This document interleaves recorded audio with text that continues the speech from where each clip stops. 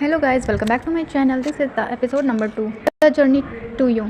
Last scene में हमें दिखाया गया था कि जो गोंगजी है वो सभी ब्राइड्स को वहाँ से भागने में हेल्प कर रहा होता है। तभी वहाँ पे उसका ब्रदर आ जाता है, लिखा है जिसके साथ वो फाइट करने लग जाता है क्योंकि वो यहाँ पे स्पेशली उसे रोकने के लिए आया था। एंड यहाँ पे इनकी काफ़ी अच्छी खासी फाइट होती है, जिस पर उसका ब्रदर कहता है कि तुम ये बहुत ज़्यादा गलत कर रहे हो और उसे रोकता है।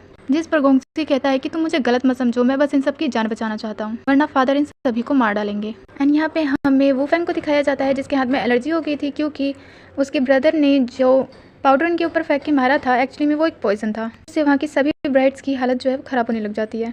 एंड यहाँ पर मैंने जिसके बारे में बताया था कि जो थोड़ी सी मेन है वो अजीब अजीब से हरकतें कर रही होती है और बार बार वू फेंग को परेशान कर रही होती है। तभी वहाँ पे अचानक से एक लड़की जो है वो आती है और कहती है कि मैं यहाँ मरना नहीं चाहती, और वहाँ से भागने लग जाती है और अचानक से आकर गोंगजी का गला पकड़ लेती है और कहती है कि उसे यहाँ से जाने दो वरना वो इसे जान से मार देगी। लेकिन तभी वहाँ पर गोंगजी का जो बहुत अच्छा वाला भाई है वो आ जाता है और उसे बचा लेता है। और उनके आते ही ये वाला ब्रदर जो है वो नाटक करने लग जाता है कि मैं यहाँ पर जुयू को यानी गोंगजी को बचाने आया था और चाहता था कि वो सेव रहे। और उसकी ऐसी हरकतों को गोंगजी बड़ी ध्यान से देख रहा होता है। जिसके बाद दिखाया जाता है कि बिग ब्रदर जो है वो उस लड़की को एक जगह पे बांध के रखे होते हैं और उनसे पूछ रहे होते हैं कि एक्चुअली में उसे यहाँ पे किसने भेजा, और एक कप में टी सर्व कर रहे होते हैं जिसके अंदर पॉइजन होता है। लेकिन वो लड़की जो है वो मना कर देती है कि वो इस बारे में उसे कुछ नहीं बताएगी कि वो कौन है और कहाँ से आई है। और हमें यहाँ पे गोंगजी को दिखाया जाता है जिसे थोड़ी सी चोट लग जाती है और उनका जो बॉडीगार्ड है वो आता है और उसकी काफ़ी ज़्यादा तारीफ़ करता है कि कल रात को तो उसने उस छोटे भाई को बहुत ही अच्छे से फाइट की और उसका नाम युआनजी है। और गोंगजी कहता है कि युआनजी इतना ज़्यादा कमज़ोर है कि उससे कोई भी लड़ाई कर सकता है और तुम्हें इस फाइट की फिक्र हो रही है, मुझे चोट लगी हुई है वो तुम्हें देख नहीं रहा। और ये बोल के वो वहाँ से चला जाता है। और तभी हमें दिखाया जाता है कि उसी लड़की के पास योंगजैन आता है और उससे पूछता है कि एक्चुअली में वो कौन है और किस क्लैन से है, क्योंकि उनके गोंग क्लैन को सिर्फ ची, मिंग, वैंग और लिंग, ये 4 क्लैन है जो उन्हें मारना चाहते हैं। और उससे पूछता है कि एक्चुअली में वो इन सब में से कौन से क्लैन से आई है। लेकिन वो लड़की बताने से मना कर देती है और कहती है कि तुम मुझे जान से मार सकते हो, मैं वू फेंग की साइड हूँ और मैं मरने से नहीं डरती। जिस पर युंगजैन जो है वो उसके कपड़ों में पॉइजन वाली टी डाल देता है। इस वजह से उसकी बॉडी जो है वो काफ़ी ज़्यादा जलने लग जाती है और वो एक फ्लैशबैक याद करती है जहाँ पे वो हान युनसी के साथ थी और वो उससे कहता है कि क्या तुम मेरे लिए किसी को प्रोटेक्ट कर सकती हो। और वो उससे काफ़ी ज़्यादा प्यार करती थी, इसीलिए वो मान जाती है। और तभी हमें उसके साइड से एक दूसरी लड़की को दिखाया जाता है। एंड ये वही लड़की है जिसे मैंने कहा था कि ये काफ़ी ज़्यादा खास है, जिसका नाम मुझे नहीं पता, जिससे जाते हुए वो मिस्टीरियस लड़की जिसने गोंगजी के पे हमला किया था वो भी देख लेती है। और जब वो पकड़ी गई थी तब वो उन दोनों को ही देख रही थी। इसके बाद हमें दिखाया जाता है कि गोंगजी एक जगह पे आया होता है जहाँ पे सभी ब्राइड्स को रखा होता है ताकि उनकी जो हेल्थ है पॉइजन की वजह से ख़राब हुई थी वो यहाँ पे ठीक हो सके। एंड यहाँ पे आकर जो गोंगजी है वो वू फेंग से मिलता है और वू फेंग जो है वो उसका मास्क उसके वापस करती है जिसे उसने कल गार्ड से छुपाने के लिए दिया था। जिसके बाद वो उस मास्क की काफ़ी तारीफ करती है और बताती है कि ये ऑर्डिनरी मास्क नहीं है, ज़रूरी है तुम्हें किसी स्पेशल ने दिया होगा। और तभी वहाँ पे एक पर्सन जो है वो मेडिसिन लेके आती है एंड ये मेडिसिन जो है वो गोंगजी ले लेता है और उसे स्मेल करता है जिसका टेस्ट उसे पहले से अलग लगता है। जिस टी को वो अपने साथ ले जाता है और कहता है कि मैं एक बार इसे देखना चाहता हूँ। जिसके बाद हमें उस मिस्टीरियस लड़की को दिखाया जाता है जो कि उन दोनों को साथ में देख लेती है और काफ़ी ज़्यादा गुस्सा हो रही होती है। इसके बाद गोंगजी जो है वो उस मेडिसिन को लेके अपने गार्ड के पास आता है और उसे बताता है कि इस मेडिसिन की स्मेल पहले से काफ़ी अलग है, जिसे गार्ड भी स्मेल करता है और बताता है कि इसकी स्मेल जो है वो बिल्कुल भी सही नहीं लग रही, आई थिंक इसमें पॉइजन है। एंड वो इसी बारे में अपने गार्ड से बात कर रहा होता है। तभी वहाँ पे उसका ब्रदर आता है और उससे पूछता है कि क्या वो वहाँ पे गया था जहाँ पे सभी ब्राइड्स को रखा गया है मिस यून से मिलने। जिस पर गोंगजी पूछता है कि आपको कैसे पता चला। जिस पर वो बताता है कि कल रात को मैंने तुम्हारा मास्क उसके पास देखा था और उससे कहता है कि अगर वो लड़की तुम्हें पसंद है तो फिक्र मत करो, मैं उसे पसंद नहीं करूँगा। जिसके बाद दिखाया जाता है कि ब्रदर एंड गोंगजी है वो अपने फादर के पास आए होते हैं क्योंकि उनके फादर ने उन्हें बुलाया होता है। साथ में वहाँ पर उनका थर्ड ब्रदर भी होता है एंड उसके फादर जो है उसे काफ़ी ज़्यादा डांट रहे होते हैं क्योंकि कल उसने ब्राइड को भगाने की कोशिश की एंड अपने ब्रदर से फाइट की जब उसने उसे रोकने की कोशिश की। जिस पर गोंगजी अपने फादर को समझाने का ट्राई करता है और उस टी के बारे में बताने का ट्राई करता है, लेकिन उसके फादर उसकी कोई बात नहीं सुनते और कहते हैं कि मैं चाहता था कि सारी ब्राइड्स मर जाएं, जिसके लिए मैंने एक ट्रैप बिछा रखा था ताकि वो लड़की भी पकड़ी जाए जो यहाँ पर स्पाई बन के आई थी, लेकिन तुम्हारी वजह से सब कुछ खराब हो गया। वो उसे काफ़ी ज़्यादा डांट रहे होते हैं। इस पर गोंगजी भी कंट्रोल नहीं कर पाता और अपने फादर को उल्टा बोलने लग जाता है, जिससे उसके फादर और ज़्यादा गुस्सा करने लग जाते हैं और गोंगजी जो है वो भी गुस्से में उस पॉइजन वाले कप को वहीं पे तोड़कर वहाँ से चला जाता है। जिसके बाद उसका बड़ा भाई भी उसके पीछे जा रहा होता है। तभी उसकी मदर वहाँ पे मिलती है जिसे बिग ब्रदर जो है वो सब कुछ बताते हैं एंड मदर जो है वो फादर के पास जाती है और उन्हें समझाती है कि गोंगजी जो है वो काफ़ी ज़्यादा अच्छा था जब वो छोटा था, जैसे जैसे वो बड़ा होता जा रहा है उसका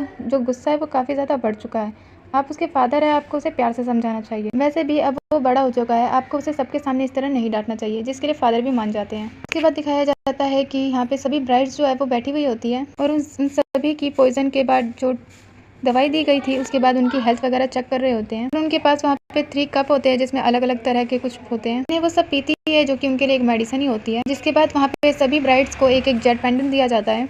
वो फैंग जो है वो फ्लैशबैक याद करती है जहाँ पे वो और उसके साथ एक और लड़की थी जिन्हें ऐसे ही जेट पेंडेंट फेंक के दिया था और उसे वो उसी जगह पे ढूंढ रही थी, क्योंकि इतनी सारी लड़कियों से फाइट करने के बाद इसे देख के वो काफ़ी ज़्यादा इमोशनल हो रही होती है। एंड हमें यहाँ पर वू फैंग के साथ 2 लड़कियों को और दिखाया जाता है, जिसमें से एक वही मिस्टीरियस लड़की है। बाकी सारी लड़कियां जो है वो बात कर रही होती है कि मुझे तो लगता है कि यंग लॉर्ड जो है वो मिस जियांग को पसंद करेंगे। इस पर वू फैंग कहती है कि मुझे फ़र्क नहीं पड़ता कि कोई किसी को भी चूज़ करे। जिसके बाद नेक्स्ट डे का सीन दिखाया जाता है जहाँ पे सभी ब्राइड्स जो है वो अपनी ब्राइडल ड्रेस में होती हैं एंड वहाँ पे सबसे बड़ा बेटा आता है एंड वो वू फैंग की तरफ देखता है और उसकी तरफ हाथ बढ़ाता है। यहाँ पर हमें गोंगजी को दिखाया जाता है जो कि पूरी तरह से वाइन वगैरह पी रहा होता है और तभी वो अपने सामने देखता है कि उसका जो सबसे यंगर ब्रदर है वो आ रहा है, जिसे वो बिल्कुल पसंद नहीं करता। वो बिग ब्रदर जो है, वो यंगर ब्रदर जो है वो भी गोंगजी को देखकर वहाँ से चला जाता है। यहाँ पे हमें बिग ब्रदर को दिखाया जाता है जो कि वू फैंग की तरफ अपना हाथ बढ़ाते हैं, उसे देखते हैं लेकिन उसे पसंद नहीं करते, क्योंकि उसे याद होता है कि गोंगजी इसे लाइक करता है। वो वू फैंग के सामने वाली लड़की को पसंद करता है, जिस वजह से वू फैंग सोचती है कि अगर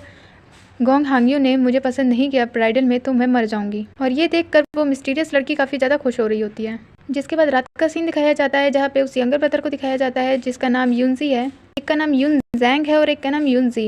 एंड उसके सामने उसके फादर होते हैं, इससे वो यहाँ से जाने की परमिशन ले रहा होता है, लेकिन उसके फादर उसे अपने पास ही बिठा लेते हैं और उससे बातें करने लगते हैं। एंड वो ये सारी बातें जो है वो वू फैंग के बारे में कर रहे होते हैं कि वो ब्राइड बनकर हमारे महल में आई थी, जिसे यून जैन खुद से इन्वेस्टिगेट करने के लिए बोलता है और अपनी पास्ट की बातें बताता है जहाँ पे उसने योंग फैमिली की वजह से बहुत सारे लोगों को जान से मार दिया था और अगर उसे योंग फैमिली के लिए किसी को भी जान से मारना पड़े तो वह आगे भी ऐसा कर सकता है। तभी वहाँ पे बिग ब्रदर आ जाते हैं जो फादर से कहते हैं कि एक बहुत इंपॉर्टेंट बात है, पर फादर कहते हैं कि कोई भी इंपॉर्टेंट बात है तो मुझे यहाँ बता सकते हो, ये आउटसाइडर नहीं है। जिस पर बिग ब्रदर बताते हैं एक लड़की जो है वो पकड़ी गई है जो कि वो फैंग हो सकती है। हमें उसी लड़की को दिखाया जाता है जिसके पास कोई पर्सन आता है और जिसका चेहरा हमें नहीं दिखाया जाता। उसके बाद हमें रात को वू फैंग को दिखाया जाता है जो अपने नेल्स को देख रही होती है, साथ में अपने मास्टर को याद कर रही होती है क्योंकि ये नेल पॉलिश वही लगा रहे थे और उसे समझा रहे थे कि अगर तुम्हारे पास कोई प्रॉब्लम आए तो तुम्हें उसको खुद से फिगर आउट करना होगा और उसका सोल्यूशन ढूंढना होगा। तो उस सीन को याद करती है जब बिग ब्रदर ने उसके सामने वाली लड़की को चूज़ किया था। वापस से यहाँ पे गोंगजी को दिखाया जाता है जो उसी लड़की के पास होती है एंड वो लड़की जो है वो बाहर देख रही होती है और वापस गोंगजी के पास आती है और उसे इतना ज़्यादा सैड देखकर फिर से उसे मोटिवेट करने का ट्राई करती है, लेकिन फिर से गोंगजी जो है वो अपने फादर की वजह से ही सैड होता है और साथ में वो एक लड़की को याद करता है जो शायद उसकी फर्स्ट गर्लफ्रेंड या क्रश हो सकती है। वो बताता है कि वो सिर्फ और सिर्फ उसके सपनों में है। उसके बाद हमें वू फैंग को दिखाया जाता है जो उस लड़की के रूम में आती है जिसे बिग ब्रदर ने पसंद किया था और उसके साथ में वो मिस्टीरियस वाली लड़की भी होती है। जिसके बाद हमें दिखाया जाता है गोंगजी के बॉडीगार्ड को जिसके पास एक लड़की होती है एंड ये गोंगजी की सिस्टर होती है जो बहुत ज़्यादा पसंद करती है गोंगजी के बॉडीगार्ड को, लेकिन गोंगजी का बॉडीगार्ड जो है वो उसे भाव नहीं दे रहा होता। गोंगजी के बॉडीगार्ड का ही नाम जिन फैंग है एंड बेचारे जिन फैंग को काफ़ी ज़्यादा सिड्यूस करने की कोशिश करती है गोंगजी की सिस्टर, लेकिन वो तो उससे दूर हो जाता है। हमें यहाँ दिखाया जाता है कि मिस्टीरियस लड़की वू फैंग और वो लड़की जिसे बिग ब्रदर ने पसंद किया था वो आपस में बात कर रही होती हैं एंड वू फैंग बताती है कि एक्चुअली में वो इस रूम में इसलिए आई है क्योंकि इस रूम से काफ़ी अच्छी स्मेल आ रही थी, यहाँ की ओशंस काफ़ी अच्छे हैं। जिस पर वो लड़की बताती है कि इससे काफ़ी ज़्यादा अच्छी नींद आती है क्योंकि इन्हें वैसे नींद नहीं आती और अगर आपको ये इतनी ज़्यादा अच्छी लग रही है तो मैं आपके लिए एक और ला दूंगी। एंड यहाँ पे मिस जियांग यानी जिसे बिग ब्रदर ने पसंद किया था उसी का नाम मिस जियांग है जो काफ़ी ज़्यादा रोने लग जाती है एंड बताती है कि एक्चुअली मैं ये शादी में नहीं करना चाहती। जिस पर वू फैंग एंड मिस्टीरियस लड़की जो है जिसका नाम शांगवान है वो कहती है कि हम आपकी हेल्प करेंगे और वो टी में कुछ मिला देती है और मिस जियांग को पीने के लिए देती है। इसके बाद ये काफ़ी देर तक ऐसी बहुत सारी बातें करती है एंड हमें यहाँ दिखाया जाता है कि गोंगजी जो है वो अपनी सिस्टर को कैरेज में लेके आता है एंड ये गोंगजी की बड़ी बहन होती है जिसे वो कहता है कि ये कैसी हरकत है और कैसी ड्रेसिंग सेंस कर रखी है तुमने।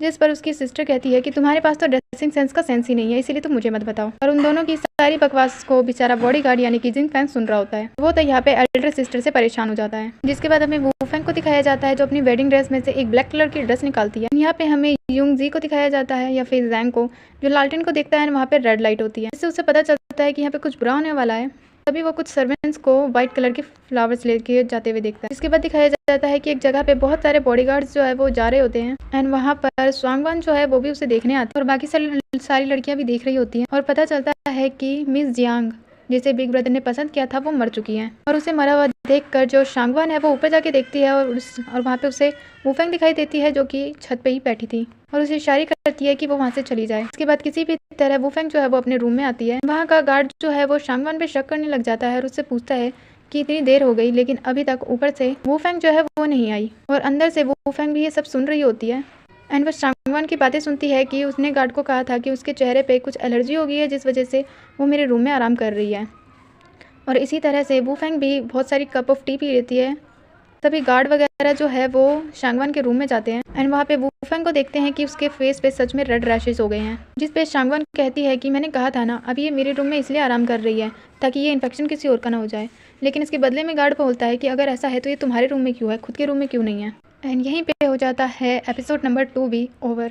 Thank you so much for watching and please like subscribe and comment करके बताना कि आपको ये एक्सप्लेनेशन कैसा लगा। Bye bye.